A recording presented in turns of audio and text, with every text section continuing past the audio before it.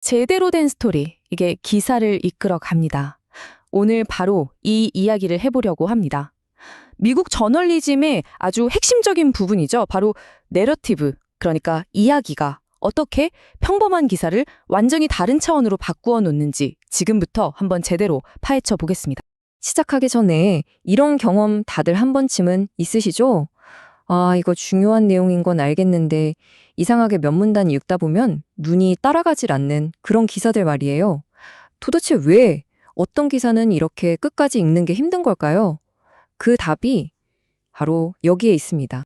미국 저널리즘 스쿨에서요, 정말 귀에 못이 박히도록 가르치는 원칙이 하나 있어요. 바로 주제가 아니라 스토리를 찾아라. 모든 건 바로 여기서부터 시작됩니다. 자, 여기 화면을 보시면요. 주제는 말 그대로 어떤 대상이나 사실들을 그냥 모아 모은 거예요. 예를 들면 항공사의 재정 손실 같은 거죠. 하지만 스토리는 달라요. 사람과 사건에 대한 서사, 즉 흥미로운 이야기입니다. 그래서 미국의 에디터들은 기자들한테 계속해서 요구하는 거예요. 주제 뭉치를 가져오지 말고 진짜 스토리를 가져오라고요. 이게 바로 독자의 마음을 사로잡는 저널리즘의 핵심 비결이거든요. 유명한 저널리스트인 파날라 콜로프는요, 이 간단해 보이는 차이를 깨닫는데 글쎄 몇 년이 걸렸다고 해요. 에디터한테 그건 주제이지 스토리가 아니야. 이 말을 정말 수없이 들었다고 하죠. 그만큼 이게 어렵지만 한 번 딱 이해하고 나면 완전히 다른 차원의 글을 쓰게 만드는 아주 강력한 개념인 겁니다. 자, 그럼 이제 딱딱한 주제가 어떻게 강력한 내러티브로 변신하는지 그 마법 같은 힘을 한번 직접 보여드리겠습니다. 여기 아주 건조한 주제가 하나 있습니다. LA 타임스가 다뤘던 기사인데요. 아메리칸 항공이 이 무제한 탑승권 때문에 엄청난 손해를 봤다는 내용입니다. 솔직히 이것만 보면 아, 그렇구나 하고 넘어가지 전혀 흥미가 생기지 않잖아요? 그런데 기자는 이걸 완전히 다른 방식으로 풀어냅니다. 바로 두 남자의 이야기로요. 스티븐과 제키스. 이 두 사람은 평생 1등석 무제한 탑승권으로 그야말로 하늘을 자기 집처럼 누볐습니다. 공항에서 줄을 설 필요도 없었고요. 승무원들은 그들이 뭘 좋아하는지 전부 다 꿰고 있었죠. 어때요? 이런 생생한 묘사를 통해서 독자들은 딱딱한 재무 보고서가 아니라 마치 한 편의 영화 같은 이야기에 푹 빠져들게 되는 겁니다. 그리고 결정적으로 바로 이런 주인공들의 목소리가 담깁니다. 이것이 자신들의 삶을 완전히 재정의한 최고의 것이었다. 이 한마디가 항공사의 손실이라는 추상적인 문제를 독자 한 사람 한 사람의 삶과 연결시켜주는 아주 강력한 다리가 되어주는 거죠. 아, 이 참외 비유는 정말 기가 막힙니다. 뉴스가 참외의 씨라고 한다면 내러티브는 달콤한 과육이라는 거예요. 생각해보세요. 우리가 참외 먹을 때 씨만 뱉어서 먹진 않잖아요. 달콤한 과육을 맛있게 먹다 보면 씨는 자연스럽게 같이 삼키게 되죠. 바로 그거예요.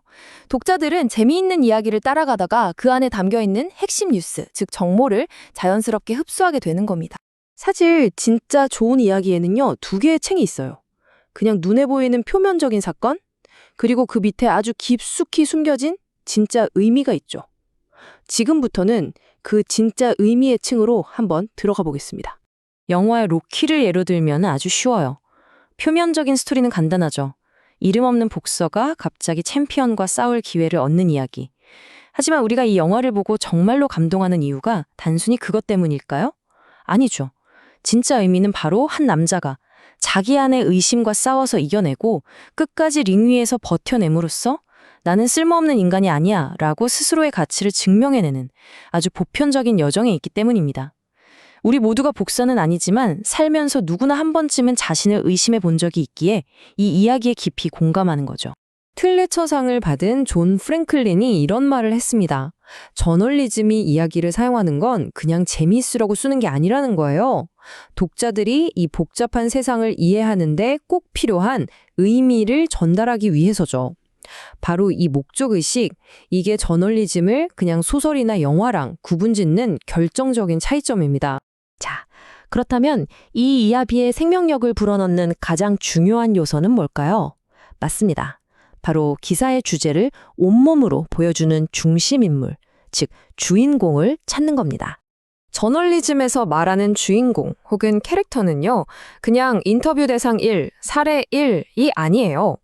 워킹 푸어나 청년 실업 같은 거대하고 추상적인 주제를 독자들이 마치 내일처럼 손에 잡힐 듯 생생하게 느끼게 해주는 일종의 대표 선수인 셈이죠.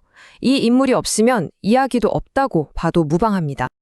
워킹 푸어, 그러니까 이래도 가난한 사람들에 대한 기사를 한번 볼게요. 기자는 바네사 솔리반이라는 인물을 주인공으로 내세웁니다. 그녀가 하는 이 소박한 한마디, 저는 사람들을 도와줘요.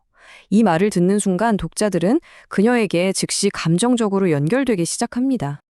여기 좀 보세요. 새 아이의 엄마, 방문 요양보호사, 불안정한 수입, 바네사의 삶을 이루는 이런 구체적인 조각들이 모여서 워킹푸어라는 막연한 사회 문제를 한 개인의 고통과 희망에 대한 절절한 이야기로 바꿔놓는 겁니다. 복잡한 통계 수치 100개를 나열하는 것보다 그녀의 이야기 하나가 훨씬 더 강력한 힘을 갖는 거죠. 여기서 잠깐 기사를 쓰는 방식의 차이를 짚고 넘어가야 할 것 같아요. 우리나라 언론에서 아주 흔하게 쓰는 역피라미드 방식은요, 가장 중요한 사실을 그냥 맨 앞에 딱 던져줍니다. 편리하긴 한데 문제는 뭐냐면 독자들은 첫 문단만 읽고 나면 더 이상 읽어야 할 이유를 찾지 못한다는 거예요. 이 표 하나가 오늘 이야기한 모든 것을 요약해줍니다. 한국 저널리즘이 사실 중심의 역피라미드 구조에서 인물을 사례자로 활용해 뉴스 전달을 목표로 한다면 미국 저널리즘은 스토리 중심의 너레이티브 구조에서 인물을 주인공으로 삼아 세상에 대한 이해를 제공하는 것을 목표로 합니다. 독자가 얻는 경험 자체가 완전히 달라지는 거죠. 그래서 오늘 분석의 핵심 딱 3문장으로 정리할 수 있습니다. 첫째, 스토리가 없으면 좋은 기사가 아니다. 둘째, 주인공이 없으면 그건 스토리가 아니다. 그리고 셋째, 그 스토리에 의미가 담겨 있지 않다면 저널리즘이라고 할 수 없다. 이 3가지가 톱니바퀴처럼 딱 맞물려 돌아갈 때 비로소 사람의 마음을 움직이는 강력한 기사가 탄생하는 겁니다. 오늘 이 내용을 통해서 우리가 세상을 보는 새로운 렌즈를 하나 얻었다고 생각합니다. 이제부터 여러분이 뉴스를 읽을 때 한번 스스로에게 지문을 던져보세요.